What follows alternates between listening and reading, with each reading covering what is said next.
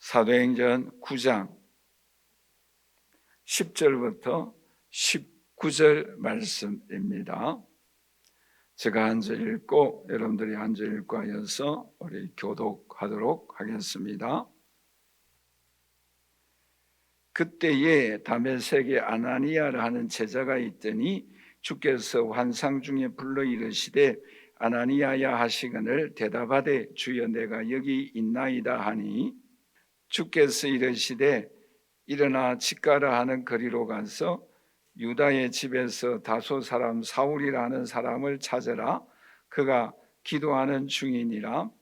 그가 아나니아라 하는 사람이 들어와서 자기에게 안수하여 다시 보게 하는 것을 보았느니라 하시거늘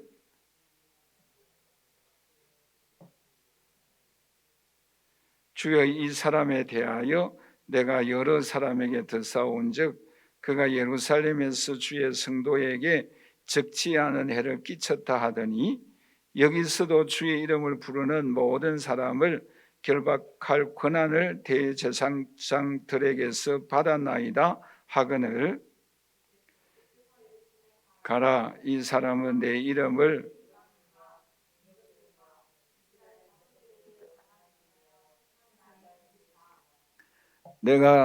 그가 내 이름을 위하여 얼마나 고난을 받아야 할 것을 내가 그에게 보이리라 하시니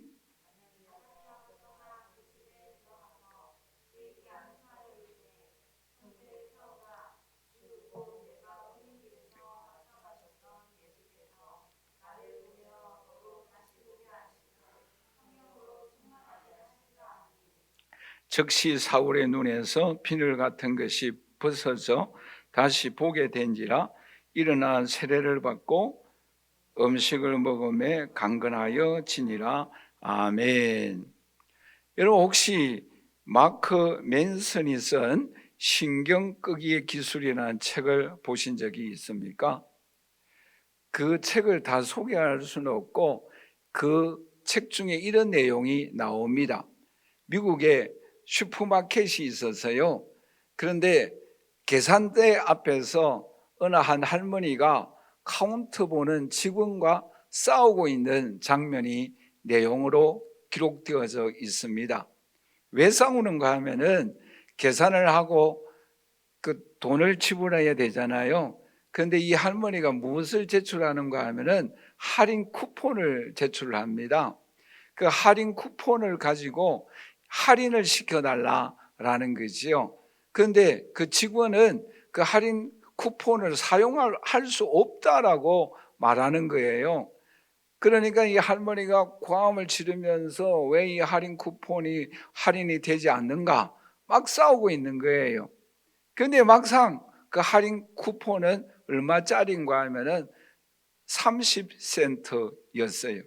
우리나라 돈으로 300원 정도 됩니다. 그 할인 쿠폰을 가지고 할인을 해주느냐 안 해주느냐 서로 싸우고 있는 것입니다. 오늘 본문의 내용이 뭔가 하면은 내가 가장 신경 쓰고 지금 마음에 집중하고 있는 것이 무엇인가에 관하여서 오늘 우리에게 말씀해 주고 있습니다. 오늘 본 말씀 11절에 보시면 아나니아에게 예수님이 이렇게 말씀을 하시죠. 주께서 이르시되 일어나 직가라 하는 거리로 가서 유다의 집에서 다소 사람 사울이라는 사람을 찾으라. 그가 기도하는 중이니라 라고 말씀을 하고 있습니다. 예수님의 말씀은 아나니아에게 뭐예요? 사울을 찾아가서 만나라 라는 거예요.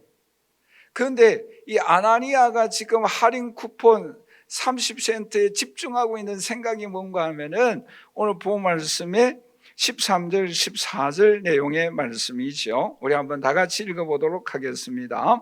아나니아가 대답하되 주여 이 사람에 대하여 내가 여러 사람에게 듣사온즉 그가 예루살렘에서 주의 성도에게 적지 아니한 해를 끼쳤다 하더니 여기서도 주의 이름을 부르는 모든 사람을 결박할 권세를 대제사장에서 받아나이다 하거늘. 예수님의 말씀은 뭐예요? 사울을 만나라 라는 거지요. 그런데 지금 아나니아가 집중하여 생각하고 있는 것은 뭐입니까? 사울을 만날 수 없다라는 거예요. 왜?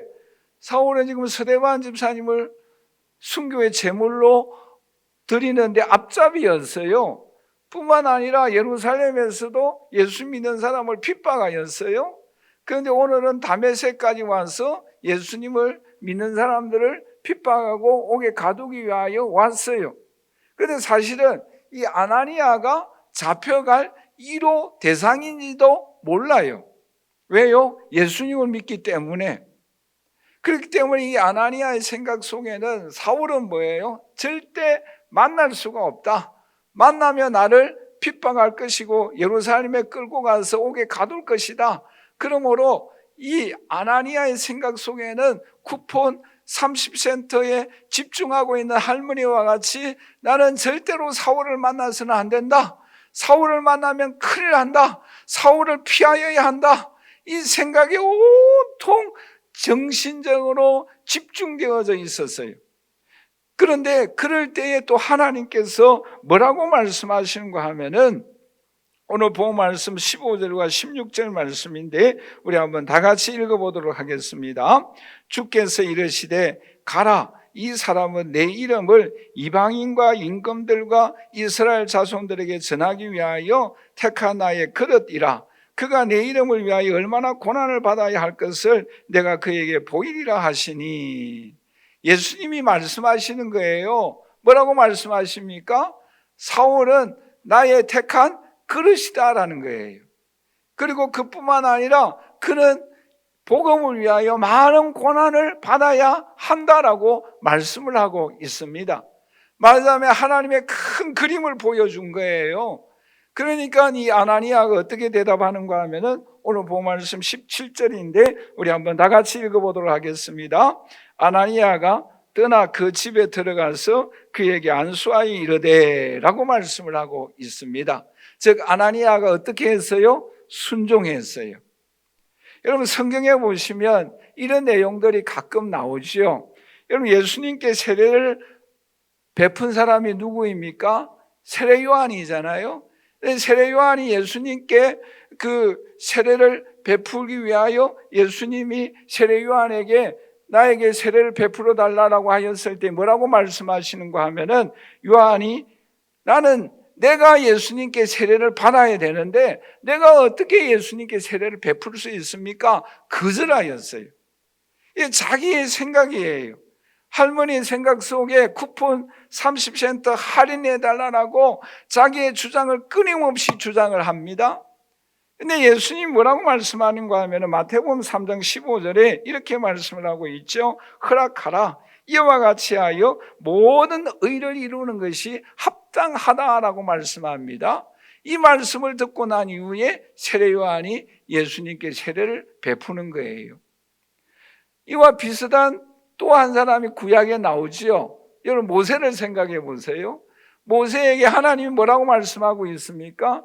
너가 바로 왕 앞에 나아가서 이 이스라엘 민족을 애굽에서 해방시켜라라고 말씀하십니다. 그럴 때 여러분 이 모세가 어떻게 하는 거예요? 나는 바로 앞에 절대 나아갈 수 없다라는 거예요. 이게 뭐예요? 쿠폰 30센트짜리를 가지고 고집을 피우는 거예요. 왜요? 나는 살인자다라는 거예요. 나는 바로 앞에 나아갈 수 없다라는 거예요. 그런데 하나님이 계속 설득을 합니다. 자그마치 모세가 5번이나 거절을 해요. 그런데 심지어 하나님께서 노하여라고 말씀을 하고 있습니다. 그리고 아론을 붙여주십니다. 그리고 그의 손에는 능력의 지팡이를 붙여주십니다. 그러므로 인하여 이스라엘 백성들을 애굽 나라에서 해방시키는 놀라운 지도자가 되어졌던 것입니다. 오늘 이 자리에 함께 예배드리는 저 우리 사랑하시는 성도 여러분, 오늘 저와 여러분들이 갖고 있는 쿠폰 30센트짜리 이것을 붙잡고 있지는 않습니까? 아나니아와 같이 나는 사울을 만날 수 없다. 왜? 그는 예수 믿는 사람을 핍박하고 있다. 또 세례 요한은 뭐예요? 나는 예수님 앞에 절대 세례를 베풀 수가 없다. 그리고 모세처럼 나는 바로 앞에 나갈 수 없다. 나는 살인자이다. 여러분 내 주장이 강해요. 여러분들이 내가 붙잡고 있는 그 쿠폰 30센트가 있어요. 그것이 세상의 권력이든 쾌락이든 교만이든 어떤 사람이든 어떠한 물질이든 우리가 붙잡고 있는 30센트가 있어요. 그런데 오늘 우리는 그 고집을 꺾어야 합니다. 아나니아처럼, 또한 세례요한처럼, 또한 모세처럼 하나님 말씀에 우리는 순종하여야 합니다. 그럴 때에 아나니아가 쓰임받았던 것처럼, 세례요한이 예수 그리스도의 세례를 베풀 때에 쓰임받았던 것처럼, 또한 모세가 이스라엘 백성들을 출애굽하는 데에 쓰임받았던 것처럼, 오늘 저와 여러분들의 고집이, 오늘 저와 여러분들이 붙잡고 있는 쿠폰 30센트를 포기하여야만 주의 말씀에 순종하며 나아갈 때에 오늘 저와 여러분들도 이 시대에 오늘 우리를 통하여 하나님의 일들이 일어나며 하나님의 역사하는 손길이 저와 여러분들을 통하여 이루어질 수 있기를 주님의 이름으로 간절히 축원합니다.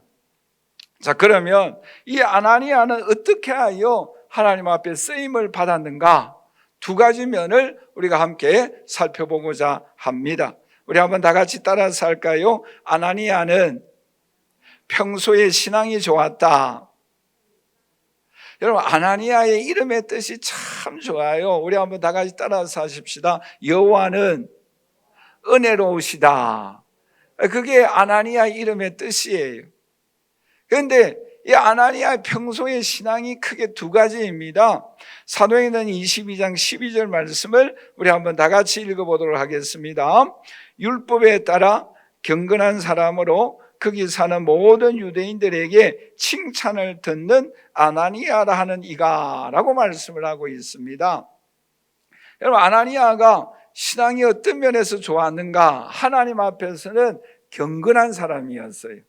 즉 하나님과의 관계가 너무 좋았다라는 것이요. 그리고 사람 앞에서는 어떤 사람이다? 칭찬받는 사람이다 라고 말씀을 하고 있습니다.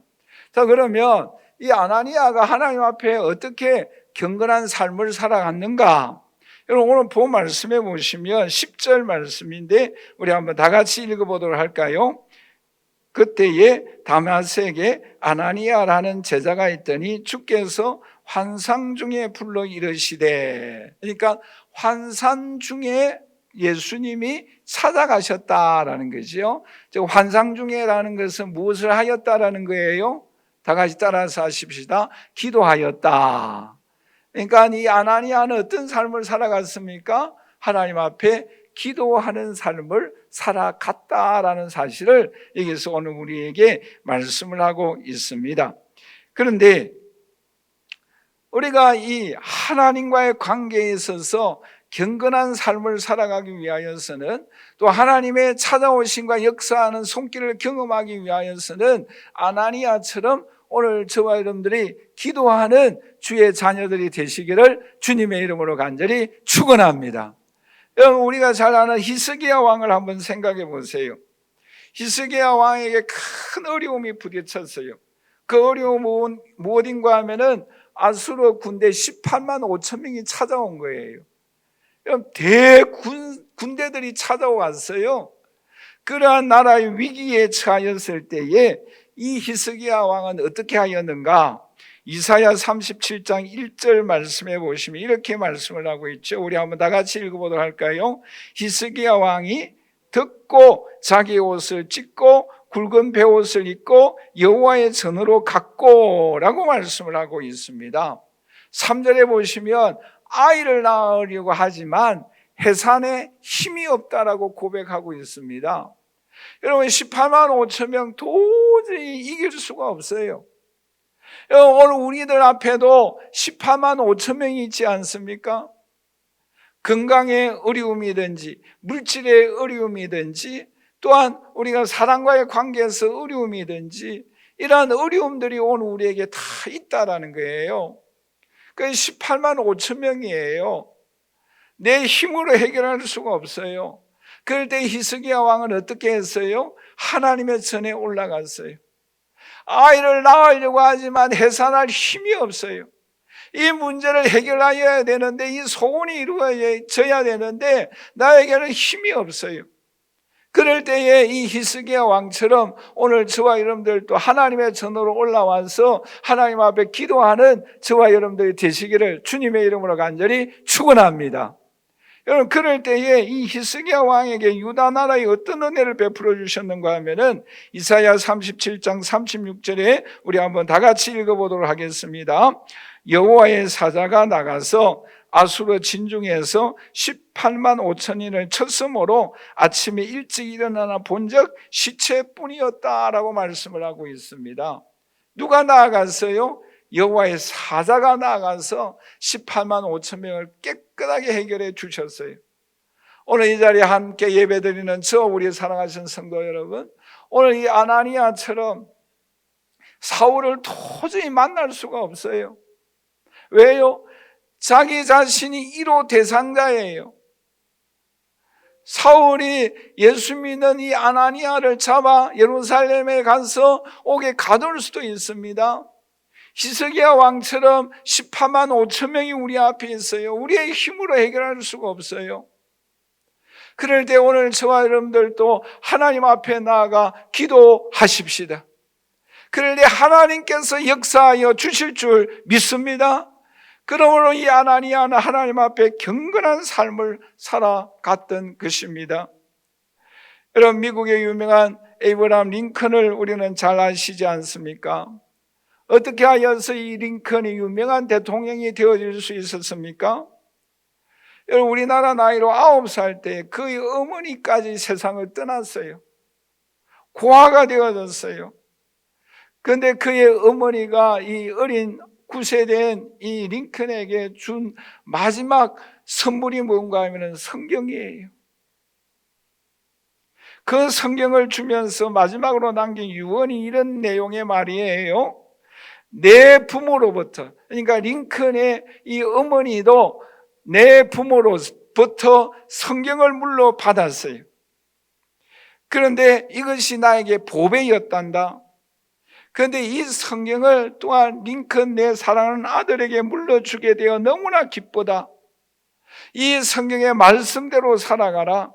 하나님을 경외하고 사람을 사랑하라. 이것이 마지막 부탁이었어요. 그래서 그 링컨은 그 말씀을 붙잡고 살아감으로 인하여 위대한 존경받는 인물이 되어졌던 것입니다.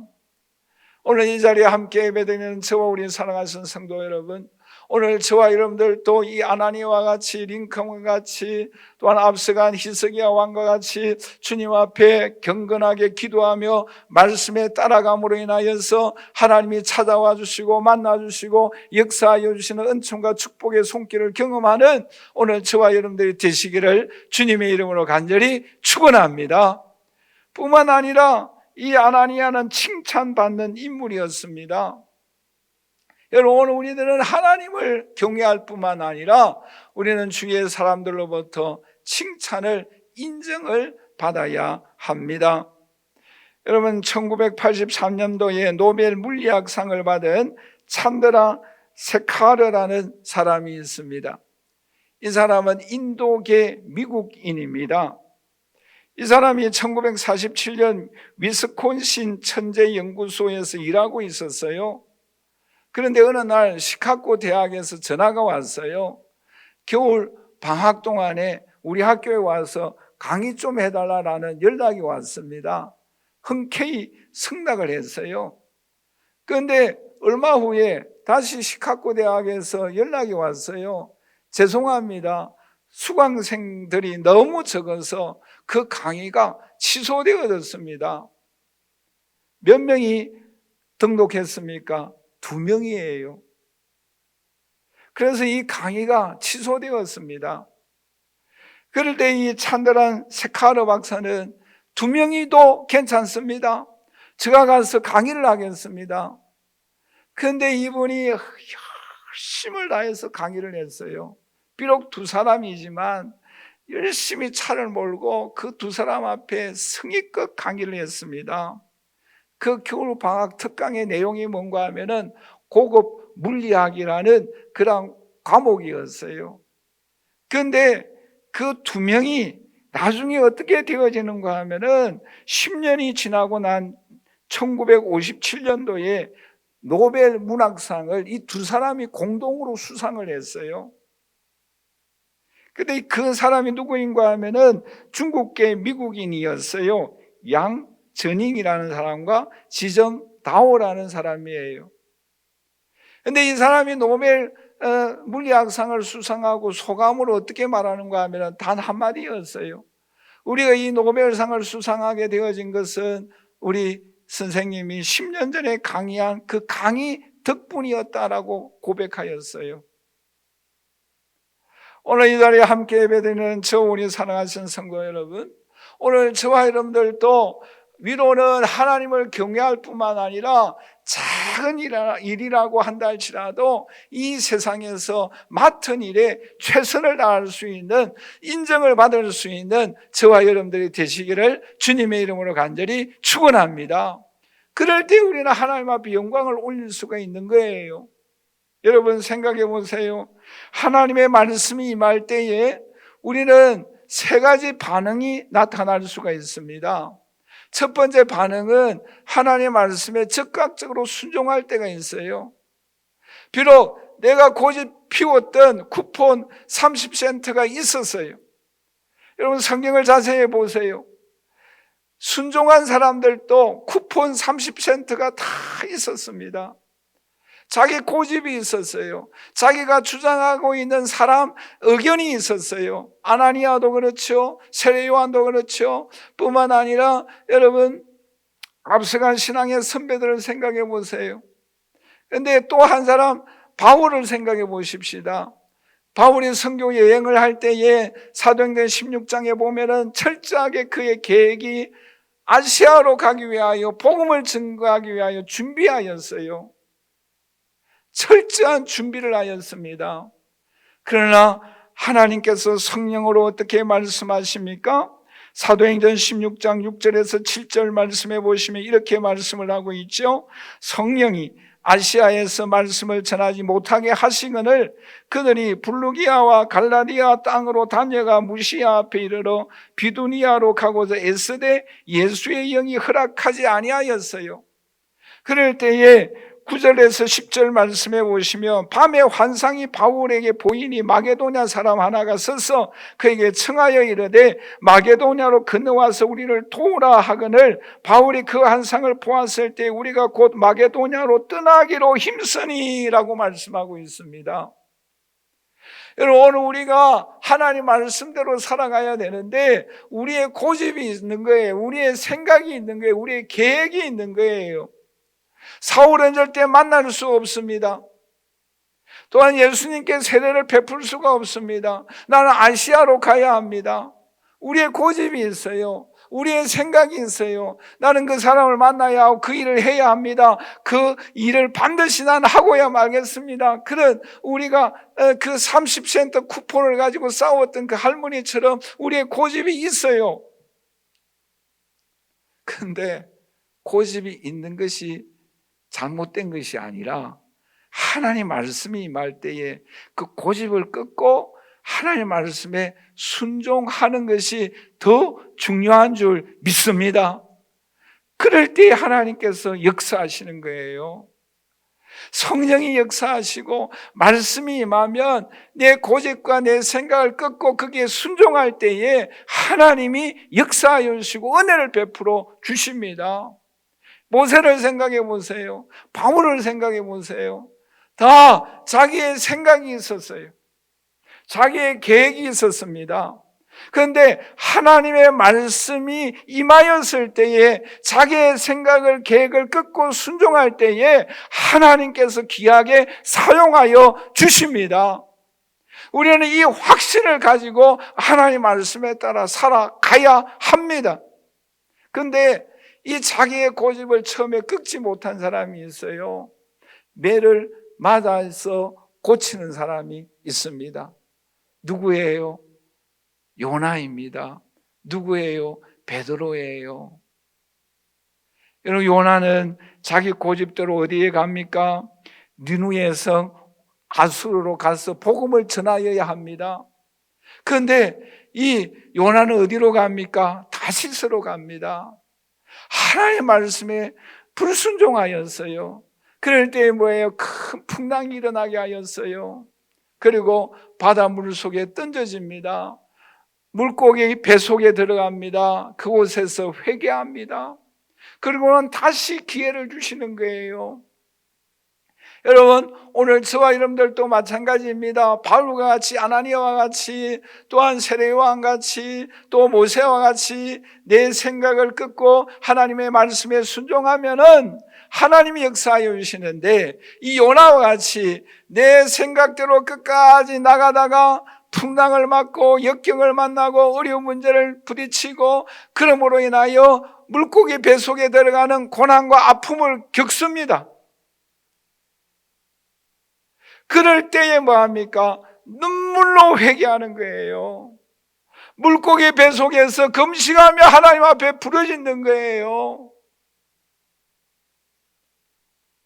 그럴 때에 하나님이 다시 찾아와서 제2의 기회를 오늘 저와 여러분들에게도 주시는 줄 믿습니다. 그런데요, 안타까운 세 번째 부류의 사람이 있습니다. 그런 사람이 누구입니까? 가룟 유다입니다. 여러분, 가룟 유다에게 예수님은 2번씩이나 회개의 기도를, 회개의 기회를 주었어요. 여러분, 마태복음 26장 21절을 우리 한번 같이 읽어보도록 할까요?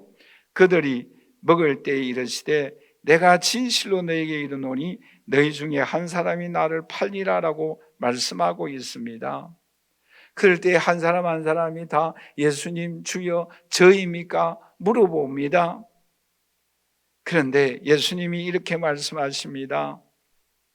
나와 함께 그릇에 손을 넣는 그가 나를 팔리라 라고 말씀하십니다. 첫 번째 기회를 주었어요.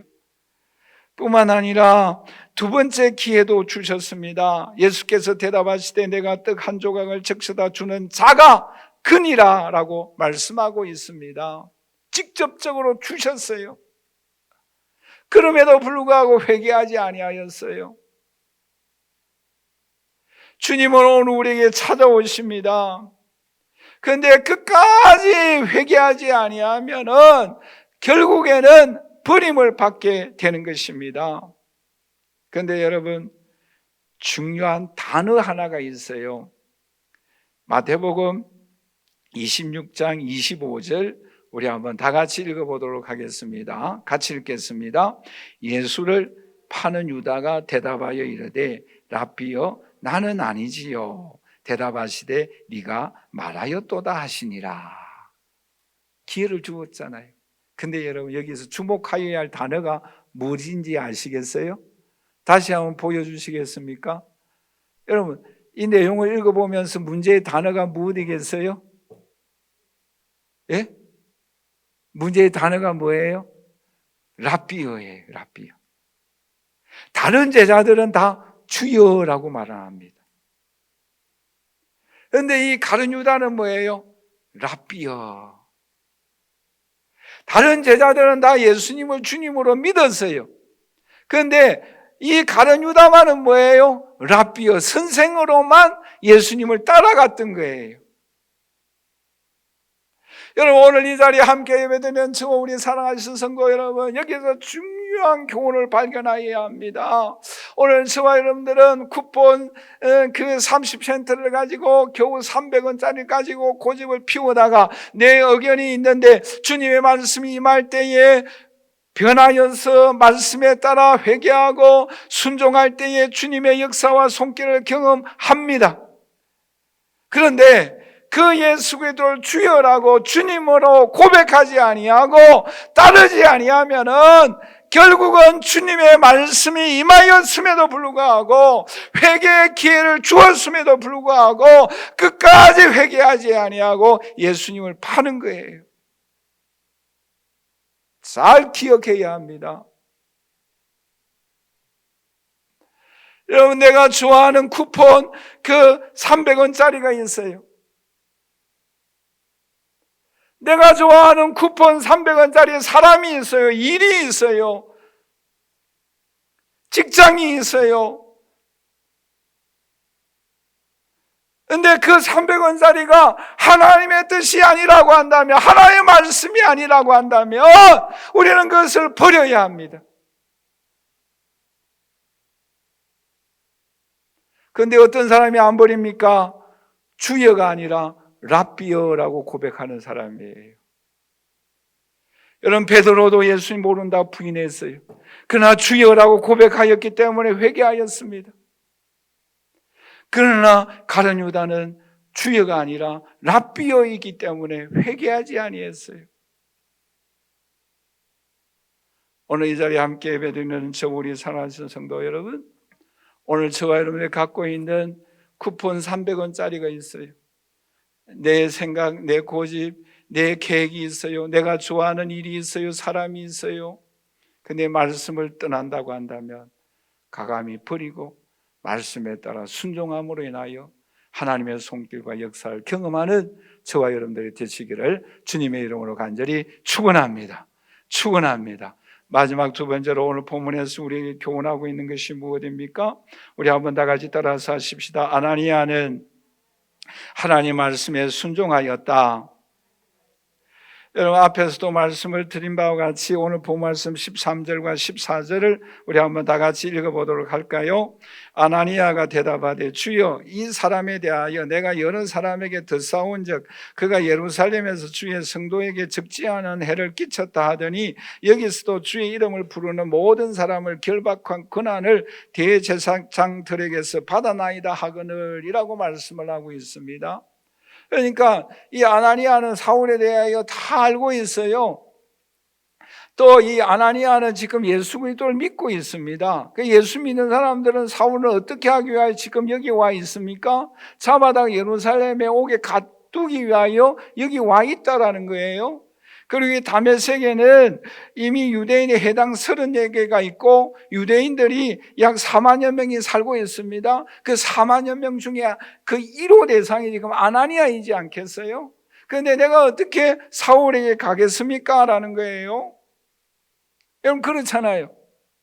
지금 죽이고 있는데 내가 그 사람에게 스스로 가서 나를 잡아가시오라고 할 사람 누가 있겠어요?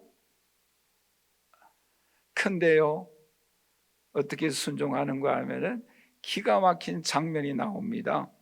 오늘 본 말씀 10절 우리가 앞에 읽었습니다만 같이 읽도록 하겠습니다. 같이 읽겠습니다. 그때에 다메섹에 아나니아가 하는 제자가 있더니 주께서 환상 중에 불러 이르시되 아나니아 하시거늘 대답하되 주여 내가 여기 있나이다. 그러니까 아나니아도 기도하는 중에 환상 중에 보았어요. 그렇죠? 사울에게 가라라고 말씀하고 있는 거예요. 그렇죠? 자, 그런데 또 주목하여야 할 부분이 11절과 12절 말씀인데 우리 한번 다 같이 읽도록 하겠습니다. 주께서 이르시되 직가라 하는 거리로 가서 유다의 집에서 다소 사람 사온이라 하는 사람을 찾아라. 그도 기도하는 중이니라. 그가 아나니아라 하는 사람이 들어와서 자기에게 안수하여 다시 보게 하는 것을 보았느니라 라고 말씀하고 있죠. 여러분 보세요. 이 두 절을 읽으면서 여러분 깨닫는 게 뭐예요? 아나니아도 기도하는 중에 하나님 말씀이 임하였고 사울에게도 동일하게 기도하는 중에 환상 중에 아나니아 와서 그에게 기도하는 것을 보았다라고 말씀하고 있습니다. 여러분 뭔가 느끼는 게 없어요? 또 비슷한 사건이 우리가 이제 좀 지나면 10장에서 살펴보겠습니다만은 여러분 10장 3절을 우리 한번 다 같이 읽어보도록 하십시다. 하루는 제9시쯤 되어 환상 중에 밝히 보매 하나님의 사자가 들어와 이르되 고넬료야.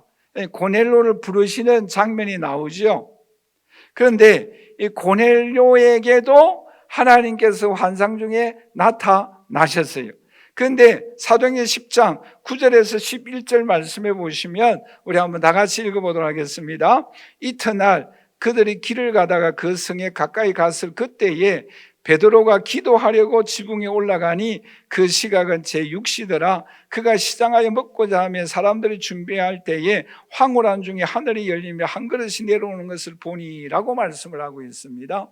자, 저를 보세요. 여러분, 베드로와 고넬료가 만날 수 있습니까? 없습니까? 베드로는 유대인이고 고넬료는 이방인이에요. 만날 수가 없어요. 그런데 하나님이 어떻게 하여 주십니까? 기도 중에 고넬료에게도 환상 중에 나타나고 베드로에게도 환상 중에 나타났어요. 여러분, 우리 한번 다 같이 따라서 하십시다. 위대한 일은 쌍방에게 똑같이 보여주신다. 여러분, 이 사실을 확신하여야 합니다. 여러분, 예로 제가 그 전도사 때에 서울의 모 교회를 섬기고 있었어요. 근데 그 교회는 옛날에 제가 전도사 시절 때는 연합회 활동이 왕성했어요. 근데 이제 제가 섬겼던 그 모 교회에 청년 회장이 있었어요. 조머시라고 있었어요. 근데 신앙이 참 좋았어요. 직장도 좀 괜찮고. 그런데 어느 날 주일날 오후에 그 연합회 활동하는 그 교회 중에 한 아가씨가 찾아온 거예요. 찾아와서 뭐라고 이야기하는가 하면은, 내가 기도 중에 환상을 보았는데 우리 제가 섬기고 있는 그 교회에 그 조머시 청년과 결혼하라라는 환상을 보았다라는 거예요. 그러면서 와서 주일날 오후에 와서 나는 저 청년과 결혼해야 합니다. 왜? 환상을 보았습니다. 기도 중에 하나님께서 나에게 그것을 보여주었습니다 라고 말하는 거예요. 여러분, 제가 섬겼던 옛날 그 교회 그 총각이 그 처녀와 결혼했겠어요? 안 했어요. 왜요? 그 중요한 일이라고 한다면 환상 중에 두 사람 다 보여줘야 하지 않겠어요? 기도 중에 성령께서 마음에 감동을 주어야 되지 않겠어요? 여러분, 하나님의 일은, 하나님의 역사의 일은 두 사람에게 쌍방에게 임하여야 합니다. 여러분, 이것이 굉장히 중요해요. 교회도 마찬가지예요. 교회도 어떤 큰 일을 할 때에 목회자에게만 성령이 임하고 성도들에게는 응답이 없다고 한다면 그 일은 잠시 멈추는 게 좋아요. 가정에도 마찬가지예요. 부모에게도 그 응답이 임하고 자녀에게도 그 일이 임할 때에 그 일을 하는 것이 정상적이다라는 거예요. 남편에게도 그 일이 임하고 부인에게도 그 일이 임할 때에 그 일을 하는 것이 정상적이다라는 거예요. 여러분, 한 사람만 임해 보세요. 교회도 마찬가지예요. 교회도 목회자에게만 임하였는데 성도들에게는 임하지 아니한다. 그러면 강력하게 그 일을 추진하다 보면은 문제가 일어날 때가 있어요. 가정에도 마찬가지입니다. 부부간에도 마찬가지예요. 남편에게는 임하는데 부인에게는 임하지 않는다. 부인에게는 임하는데 남편에게는 임하지 않는다. 자녀에게는 임하였는데 부모에게는 임하지 않는다. 그러면 잠시 생각해야 한다라는 거예요. 오늘 본문도 마찬가지잖아요. 아나니아에게도 임하고 사울에게도 임하였어요. 10장에서도 이 중대한 사건, 이방인에게 선교의 역사가 일어나는 이 중대한 사건은 이 베드로에게 임하였고 고넬료에게도 임하였던 거예요.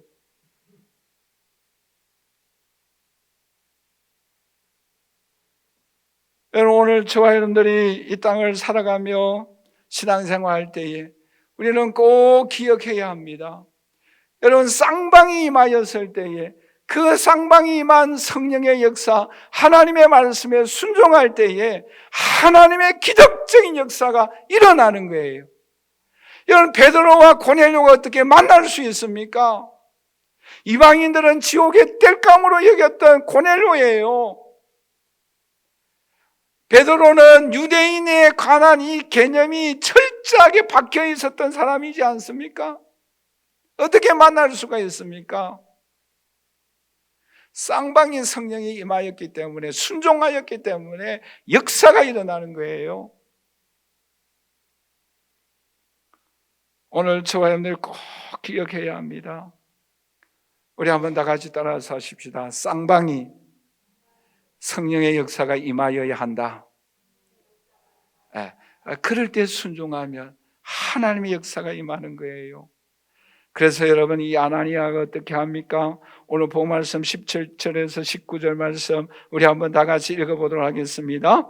아나니아가 떠나 그 집에 들어가서 그에게 안수하여 이르되, 형제 사울아, 주 곧 네가 오는 길에서 나타나셨던 예수께서 나를 보내어 너를 다시 보게 하시고 성령으로 충만하게 하신다 하니, 즉시 사울의 눈에서 비늘 같은 것이 벗어져 다시 보게 된지라. 일어나 세례를 받고 음식을 먹으며 강건하여 지니라. 여기서 세 가지가 주목해야 합니다. 하나는 뭐예요? 이거 형제여라고 부르는 거예요. 우리 한번 다 같이 따라서 할까요? 형제여. 형제여라는 뜻은 예수 그리스도의 피로 한 몸이 되어졌다라는 거예요. 여러분, 처음에는 아나니아는 사울에 대해서 어떻게 생각했습니까? 나를 죽이려고 왔다. 나를 잡아서 옥에 가두려고 왔다. 그런 생각으로 가득 차 있었어요. 그런데 뭐예요? 성령의 역사로 환상을 보고 난 이후에 말씀에 순종하며 나아가 형제여, 예수 그리스도의 피로 이제는 한 몸이 되어졌다라는 거예요. 완전히 바꾸어진 거예요. 성령의 역사는, 하나님의 말씀에 순종하는 사람들의 역사는 이런 놀라운 변화가 일어나는 거예요. 여러분, 생각이 완전히 바꾸어졌고 말이 완전히 바꾸어졌던 거예요. 원수 같은 사람, 피하려고 했던 사람, 그런데 이제는 뭐예요? 찾아가서 형제예요. 예수 그리스도의 피로 한 형제 되고 한 자매 되고 한 형제 된 것을 고백하고 있는 거예요. 얼마나 놀랍지 않습니까?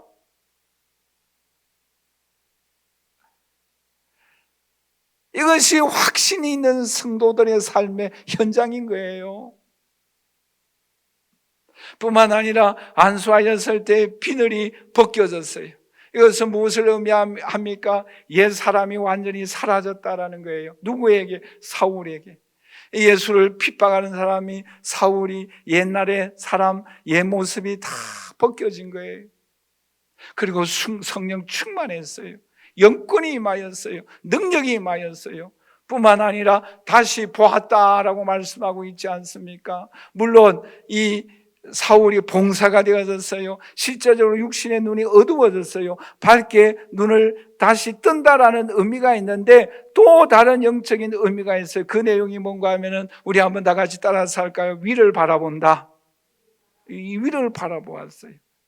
영적인 세계를 바라보았어요. 여러분, 이 내용의 말씀이 사도행전 19장 21절에 이렇게 말씀을 하고 있습니다. 우리 한번 다 같이 읽어보도록 할까요? 이 일이 있은 후에 바울이 마게도냐와 아가야를 거쳐 예루살렘에 가기로 작정하여 이르되 내가 거기 갔다가 후에 로마도 보아야 하리라 라고 말씀하고 있습니다. 이제는 어디까지 보는 거예요? 로마를 보는 거예요. 영적인 세계가 위를 바라보는 그 눈이 환하게 열린 거예요. 오늘 이 자리에 함께 예배드리는 저 우리 사랑하는 성도 여러분, 오늘 저와 여러분들도 영적인 눈이 환하게 열려져서 미래의 세계, 영원한 천국을 바라보고 미래의 세계에 영원한 하나님의 손길과 능력을 사모하고 그 길에 인도함을 받는 저와 여러분들이 되시기를 주님의 이름으로 간절히 축원합니다. 결론적으로 말씀을 맺겠습니다. 여러분, 오늘 우리 이 할머니가 되지 마십시다.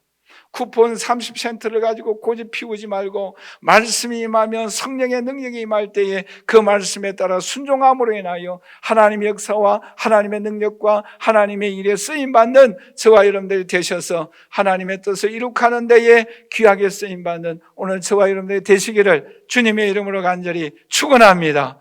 축원합니다.